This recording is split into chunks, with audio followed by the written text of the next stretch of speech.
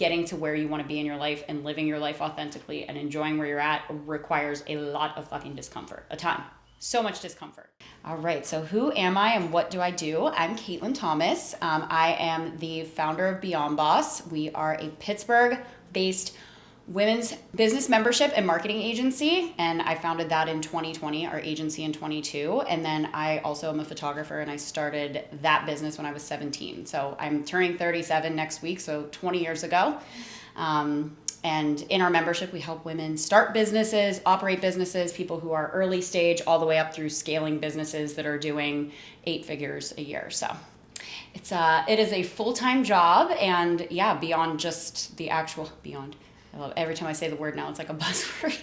But yeah, beyond the just day-to-day of, oh, it's a membership, I get to really connect with women in a really cool way. I've made a lot of really amazing friends there, so it's become more than a job. All right. Oh man, on a scale of 1 to 10, how authentically are you living right now, both online and offline? Okay, I would say offline, like a 10. I am really right now just living my best life. I'm a mom of 2, and the beauty of where I'm at now is I've really learned very hard lessons about surrounding yourself with people that allow you to be yourself. And I've always been really great at having friends in my life. Like I just am who I am. I'm goofy. I'm really intense about things, really intense. And that can be a turnoff for people. But what I have learned is the importance of surrounding myself with people who allow me to not only be my authentic self, but also have the same kind of goals and ambitions that I do, so that when I am in a phase where I'm not just like, fun, and we're having fun, and we're laughing, and we're doing our thing, and I'm like, all right, we got to get serious, that they're also on the same page for that. Because sometimes, yeah, so I feel like from a real life 10 in real life. Online, pretty close, but I say this all the time, I think it's so important to share our scars versus our wounds on the internet. And so I really try to lead authentically from a place of, I really want to keep it real. I'm not a person who overly censors, but also I'm not a hop online and spill my guts about every little thing that's going on. I'm not going to get online and, I might say, oh, rough day with my kids, but I'm not going to hop online and tell you everything that's going on in my personal life, because boundaries are a very important thing with me online. So I don't want people to get the wrong idea about the realness of life, but also like some things are just personal. Mm-hmm. All right. Talk to me about Beyond Boss. How and why did you start it? What is your mission and what is my vision for it? So, okay. I started Beyond Boss in it came to fruition in 2019. I had 2 children, 23 months apart. And I was photographing weddings full time, and anyone who's in the wedding industry knows it's a lot, right? It's very stressful. It is nonstop. You really don't get breaks. It's up and down. It's a roller coaster of just stress constantly, trying to fulfill the wants and needs and vision of a bride. Was a lot. And after I had children, to be honest, I was like, you guys are some of this is insane, right? This is crazy. I can't, and my mental health is in the shitter because so it was just a lot. And then the fall of 2019 came around. I had gone through a really bad bout of postpartum depression and anxiety. I had to I finally got on medication and really tried to deal with that.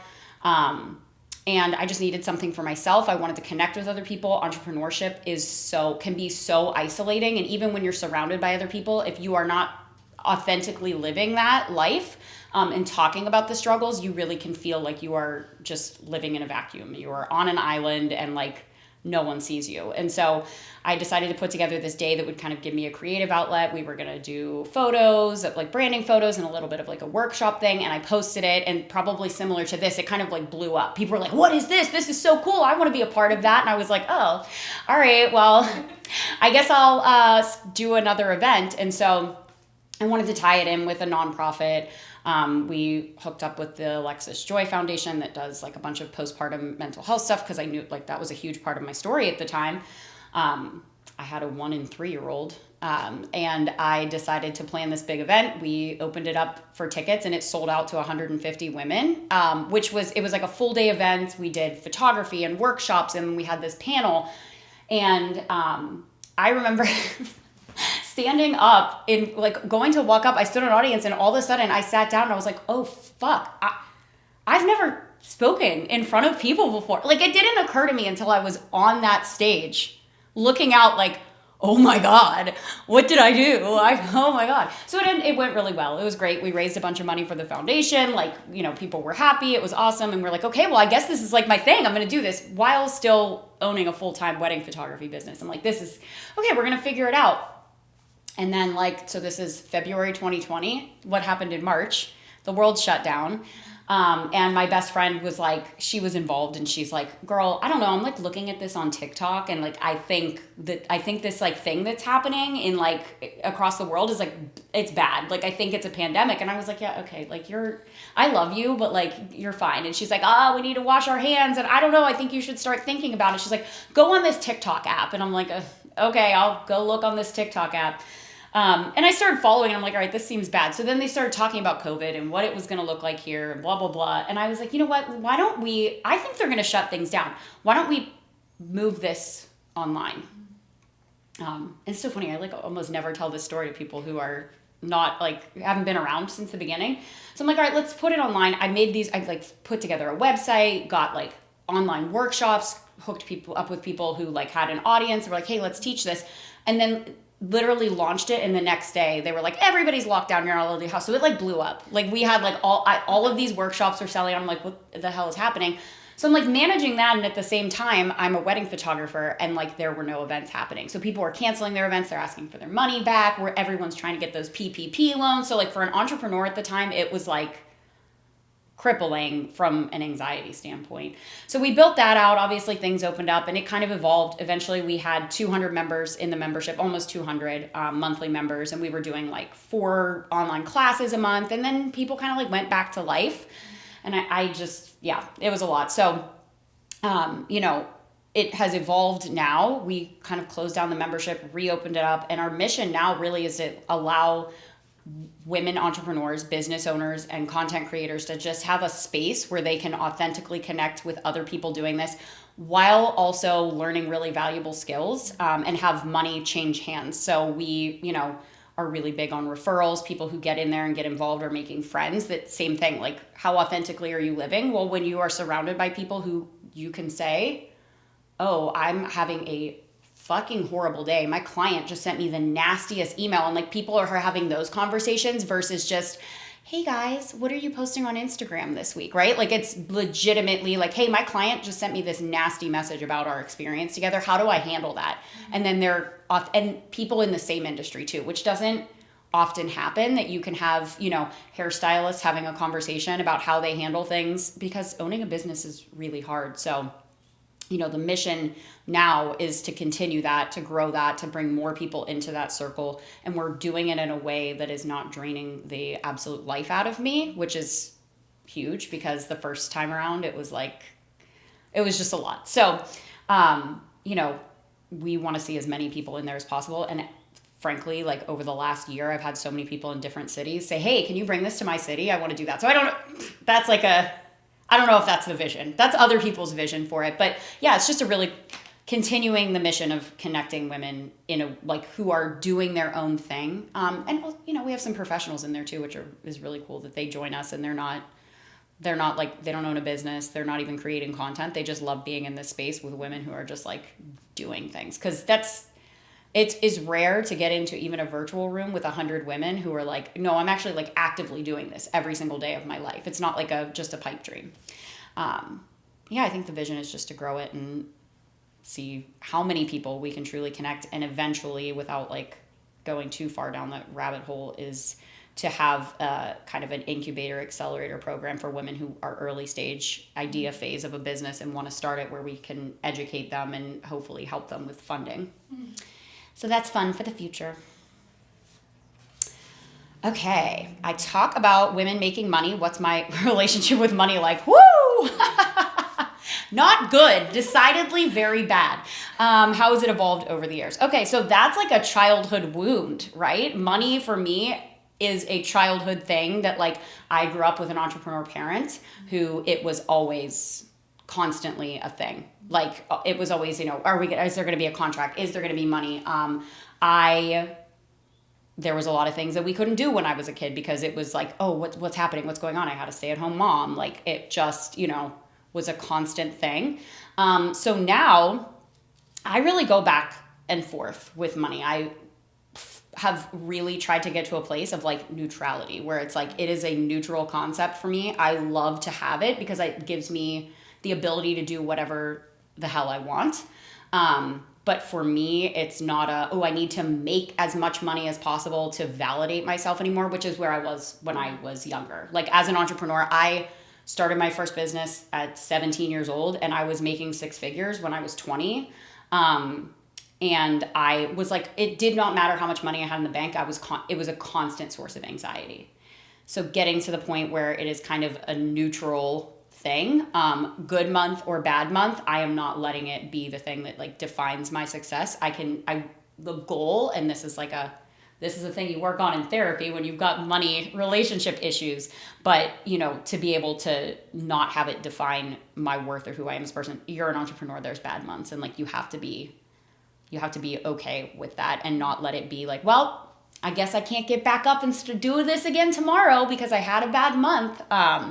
So yeah, that's an evolution, and will continue to evolve, but neutral is really the thing, and really making as much of it as possible so that my kids can do whatever the hell they want to do with their lives and not having that hold them or me back. And that's one of the reasons why we have some people in our membership who have like, we are starting to platform them who are in the finance world and help everybody get to that point. But I think having control over your money, knowing about your money and knowing, not ever putting yourself in a position where anyone else ever has control over what you do with it and do with your life, that's huge. And one of the reasons why we do what we do. Okay, how do I balance being a present mother while building a business? You do not balance it. There is no balance. Balance is a myth. I say this all the time. There are days, I was just saying this to someone, I think it might have even been my mom. No, it was my therapist. I was talking to my therapist about it, and I'm very big on, and I don't know who originally said this. I can't take credit for it, but I say it all the time. There are glass balls and there are plastic balls in your life when you're juggling. So there is no balance. Like balance implies there's some you can ever, and that's not possible. Some days my kids are the glass balls and the business and work is plastic balls, and I have to choose what to drop because you're going to drop balls. And other days work is glass and my kids have to entertain themselves. They have to sit on an iPad or go outside and play and deal with me being like, you need to get out of here right now. I'm busy. I can't deal with you right now. And I think knowing and being able to make that determination on any given day is a skill that evolves as a working mom, that in the beginning is one of the reasons why I was so anxious and constantly on edge because I could not figure out on any given day. And when you have an infant, they are pretty much always a glass ball. You can't just be like, oh, well, I guess you'll just go lay here and I'm going to get my work done. And so I talk to new moms. We have several new moms right now in our membership who are like, I'm just really struggling. I can't get it right. I'm like, you're not going to get it right. You're never going to get it perfect. And again, so much of it is just having grace for yourself. Because realizing that it's not that serious. Even when I'm big on repair in my house with my kids. So even when I royally screw it up on a day and I dropped their ball and they were the glass ball and they needed me and I was focused on work and I just I fumbled it. It's how do you fix it afterwards? Same thing with the money relationship. It's any relationship. How do you fix it on any given day? Because you're never, ever, ever, ever, ever, ever going to have balance ever. That's just a myth. And stop beating yourself up for not being able to find it. All right. What has building a business and community taught you about yourself, and what has it taught you about others? So I've been building businesses for so long now. And fun fact, I was homeschooled and cyber schooled prior to starting a business. So like I've never had like that traditional structure in my life, except for when I was in college, and I was very much like, this is, first of all, why are these kids so mean to the professors? I was like, this is crazy. Like you're so disrespectful. Like they're doing their job. And I think that actually for the most important thing is I know that I could never have a 9-to-5 job. I could never have somebody tell me what to do or how to do it every day of my life. It has taught me, very importantly, I was very late diagnosed with ADHD when I was, oh my gosh, like 30 something, after starting Beyond Boss and being like, yeah, like I'm chaotic, but I'm very like, I have to have a lot of structure that I create. So for myself, and what building a business and community has taught me about myself is like, again, I do think that it's the same lesson as like having grace with yourself and who you truly are, and how to be authentic while realizing that not everybody in every place is for you. I saw a TikTok one day, and it was a guy, he unscrewed a light bulb and screwed a water bottle into the socket and was like, oh, look, it fits, but nothing happens. And so building the community and learning how to attract and repel the right and wrong people, and not in like, oh, well, they're not like prepared to do the work or that, but like that can be cool with me being on a call and being like, I need to be able to be like, oh, fuck, you know, like I don't want to be around people that I can't be myself with. And I think from building a community standpoint, everyone needs to find those places where they fit in and they belong and they can shine. And that has nothing to do with how we look or how we dress or how much money we make. It's like, what are your core values, and how can you find people that you can surround yourself with that are cool and aligned with that? Because so often people, I think they funnel themselves into groups and communities where it's like, we make the same amount of money, we are, you know, the same race or ethnicity, we have the same political beliefs. And like, when you strip all of that down, finding people that truly just like, I don't know, I want to be around people who want to have fun all the time. And that's very, you know, but also know when to take things seriously. And what it's taught me about others is that most people have that same like core need in their lives. Most people want belonging. They want to feel like they fit in somewhere, and not just because of like who they show up as in an inauthentic way on the mask side. Because most of us have to mask to like, you cannot go to the grocery store and be like, I'm being my most authentic self, and like, sorry, I'm, you know, in my luteal phase, I'm gonna rage at you in the giant eagle. Like, you have to like go out and put a mask on. So most people at our core want to be in places where like you can be with your friends or in community with people who you can be like, sorry, I'm just in a bad mood today, and like I'm here and I'm showing up, but like I'm not my best self, and you can be that person. So I think that's, most people are looking for that, even at their shittiest, worst moments. They just want to be seen, and really like that's why what you're doing here is so wonderful. Thank you. Okay, so outside of being a mother and a business owner, how do I take care of myself? You know, right now, not well right now.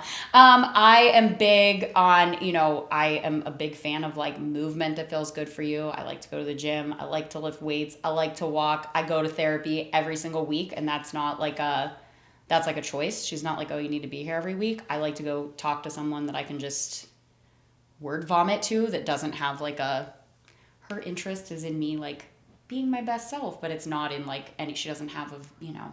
So I tell this to people all the time. Entrepreneurs and everybody else, you should be in therapy. That's huge. Movement and therapy, and just trying to focus on a growth mindset. Great story, and really actually not, but the other day I really try to cultivate like, okay, how can I be positive and not even positive, gratitude. So I was in the backyard. I have a chocolate lab, so you know, she goes to the bathroom a lot. Now, anybody who has a dog knows like this winter was terrible, and like who went out and so I'm like cleaning up for like the second or third time, and it was raining, and there was a guy coming to cut my grass, and I'm like, oh my God. And I was like, no, I'm literally sitting there going, I feel so grateful to like have this yard where like my dog has gone to the bathroom in the yard, and it's this great fenced in yard where I can send her out, and someone is coming. I can afford for someone to come and cut my grass. Like, that's so wonderful.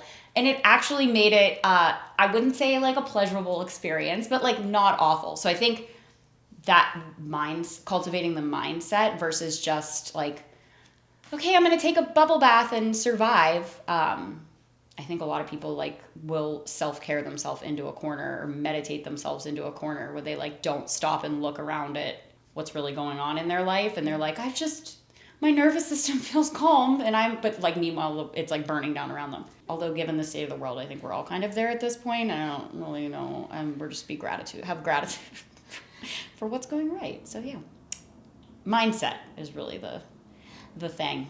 What is the biggest lesson life is teaching you right now, and what am I learning to love about myself? Okay.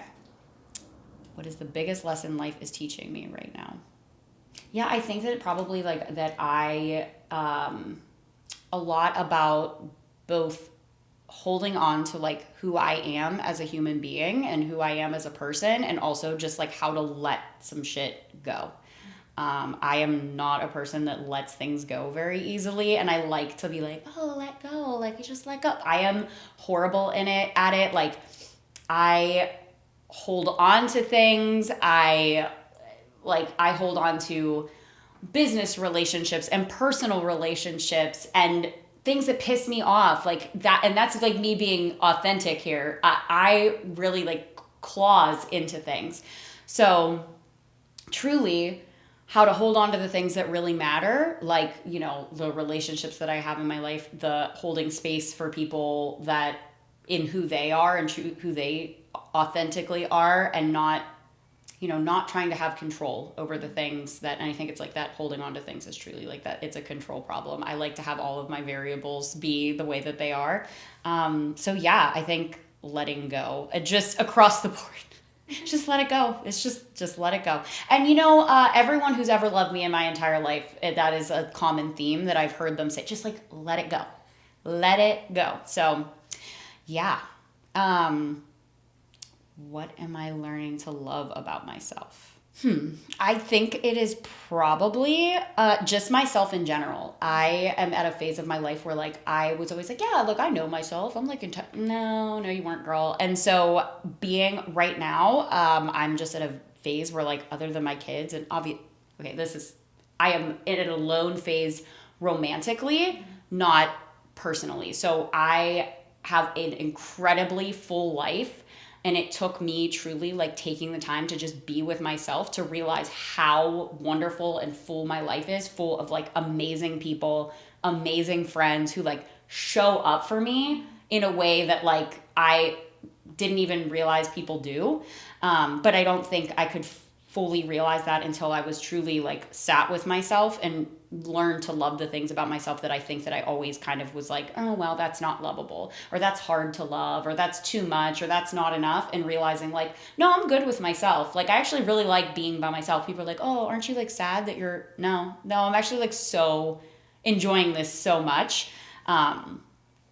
So yeah, I think getting in touch with who I am really made me love myself overall, instead of like there's always been things where I'm like, oh, I love how hard I work. I love that I'm like, whatever's wrong with me makes me work really hard. Like I love that about myself. I love that I am funny. I love that I'm this. But now it's like overall just being like, oh, okay, no, I'm pretty cool. And if somebody else doesn't like that, that's cool too, you know? Yeah, I think that's the lesson. All right. How has it felt to be seen in the hot seat today? Awesome. Yeah. No, I love talking about this stuff. It's great. I think just, I really, in the space that I've created, try to give other women that space to be seen. But I don't always get an opportunity to like talk about myself and where I'm at in my life. I mean, I do, and I do talk to them about it, but I really like want to hold space for them. Yeah. It's a good feeling. It's fun. And to talk about myself in not a way that's like about work. It is about work, but beyond the like surface level. Biggest takeaway.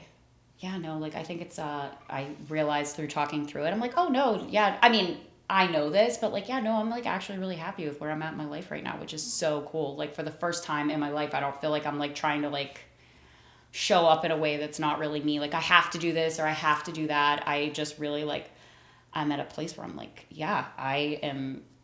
And that is the biggest takeaway from this is like, I'm truly like, I'm doing work that I love. I'm surrounded by people that I love. I get to do things for my kids, just me, that I couldn't do as a kid. And like, yeah, very cool. Any final thoughts? Yeah, you just have to like be yourself and just show up as who you are, and not, here's the important part, not worry that you are going to lose people in your life who don't align with that, because you absolutely will, and it's a good thing. I say the same thing when I talk to people about social media, and they're like, I lost 10 followers when I posted. I'm like, good, bye, see ya. And I feel the same way about my real life. Obviously, you don't want to like shove away people that you love and care about because they're like, you know, you're being, I don't know, insane. But, you know, when you are authentically yourself, you're going to have people who like step away and step out of, and that has like, that's a good thing. It is just being yourself and living your life for you and for the people who show up for you is like, it's the best. It feels the best. Every day I wake up and I'm like, I'm excited to look at my phone. And I think a lot of people, not because I like want to see the crazy stuff, but like I'm excited to see who's in it. I'm excited to like the plans that I make and the things that I get to do with my kids. Like that is the best feeling. And you do not get there through it being easy. And I think that's, people are like, go through things and they're like, I'm never gonna, but it's like, I see people, I'm like, you're so close, stop, don't go back, oh no, they're going back, don't do it. Whether it's like friendships or romantic relationships or in your family, they're like so close to getting to the part where they can just do whatever the hell they want to do with their life and be surrounded by great people. And then they're like, oh no, this is like comfortable. Sometimes, actually not sometimes, always, getting to where you want to be in your life and living your life authentically and enjoying where you're at requires a lot of fucking discomfort, a ton. So much discomfort in order to be comfortable. Also, like, who wants to live their life comfortable all the time? That sounds terrible. Awful. Thank you so much, Caitlin. Thank you.